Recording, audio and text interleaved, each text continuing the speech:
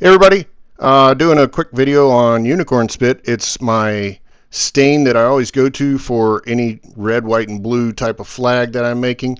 It turns out to have a really good color for, like I said, American flags. The red goes real well with the Canadian part, red part of the flag as well. So this stain is non-toxic. It's safe to use.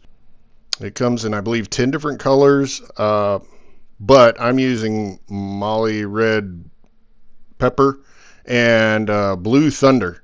Uh, like I said, these are my favorites for American flags. It's really easy to use and apply. So just wanted to add, this is Oramask 813.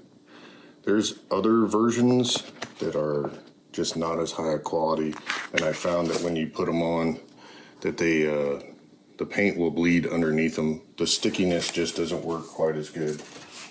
And then I want to show again the unicorn spit. This is just really good stain, and they happen to be the appropriate colors for the flag. I obviously am using this on wood, but I'll mention it's good for glass, metal, fabric, pottery, wicker, concrete, laminate, just about anything you could imagine. Works amazing with the CNC. Very little bleed over whatsoever. I actually had some this time, but again, that's kind of my fault. I had a lot of problems with with this project. I actually broke part of my machine when I made this. You can see that bleed over right there on the blue.